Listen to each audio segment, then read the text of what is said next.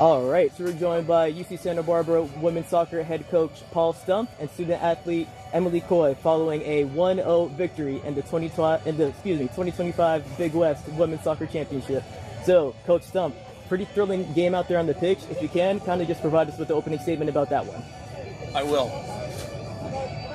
UC Irvine is one of the toughest teams to play in this conference because they're so athletic and they're so committed to putting in a massive effort in putting a lot of pressure on the soccer ball, and it's not fake pressure, it's real pressure, and it shows in the few shots taken by both programs. Okay, so it's a very difficult team to play, and you've got to be very, very good technically, because if you make mistakes and if you give them chances to chase and press, it almost gives them oxygen. It gives a fire oxygen.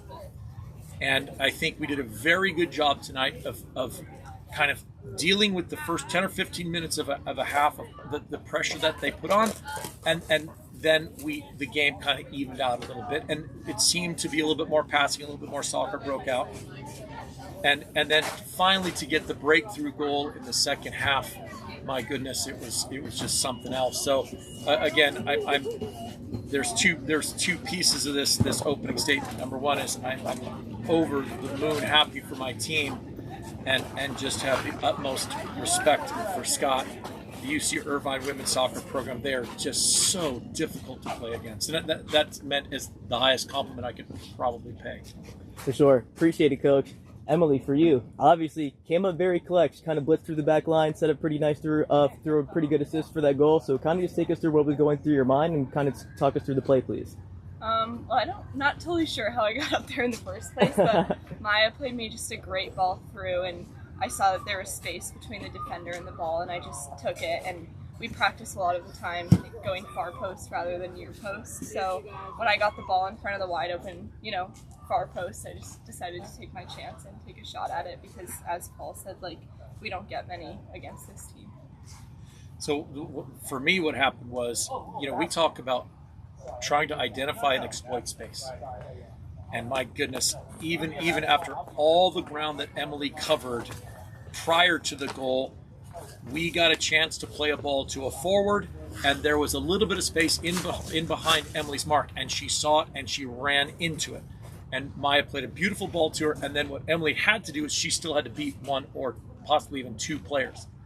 Once that happened, my goodness, the composure she had to look up, identify where the goal was and where the keeper was, and we had a great angle on, and she just shaped the ball so beautifully to the far post. She's right. That is tactically what we talk about. And so, my goodness, what an incredible physical goal, but also an incredibly tactical one all at the same time. It was something else, something special. Awesome. We really appreciate that. Very detailed breakdown. So thank you both. Sure. Now, take a preview into the semifinal round. You guys are playing CSUN. As we know, second to last game of the year, you guys bested them 2-0. So kind of just talk about what you guys learned from that matchup and what you guys can use from that matchup heading into the semifinals. Well, yeah, we have it on film. Obviously, we're going to take a look at it, and we're going to, I don't think either team can change too much, in a week or so. So we will, just like we did the first time around, we will come up with a game plan, plan A, and hopefully that works to our advantage. And if it doesn't, we'll go to a plan B or something like that. But I think formationally, it's probably a 4-3-3 most likely. And so we will prepare for that, and we'll go back and look and see if they did anything different at any point through the year, and just kind of go from there. But I'm very much, I'm looking forward to it. When we came back from San Diego, I got to tell, I just want to tell the people out there, when we came back from San Diego, we didn't get off the bus until 2:00 in the morning, and we lost a heartbreaker. And my goodness, the two training sessions we had on Friday evening and Saturday morning were two of the best practices we've had all year. Without that growth mindset and that character from our group, I don't think we would have been prepared for tonight's game. It was something else. And I'm just blown away by my team. For sure, we love it. Locked in on a different type of level. Appreciate you guys. Congratulations once more. Thank you.